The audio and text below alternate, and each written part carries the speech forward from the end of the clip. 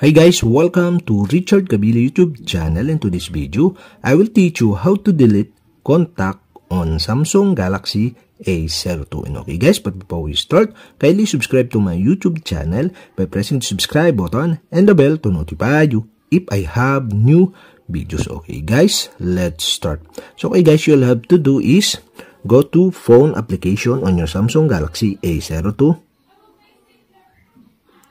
And okay guys, here in phone, to delete the contact of your Samsung Galaxy A02, okay, here the contact, to delete this, you'll have to do is tap the three dot on the right side of this screen, okay, the three dot, and the pop-up are show, okay, you can see the delete contact, okay, you'll have to do is tap this, and after this, okay, you can see the circle button on the left side, the all button. If you tap this or check the circle button, the option to delete all your contact is show below, okay, you can see the delete all button below, so you can delete all by tap this button.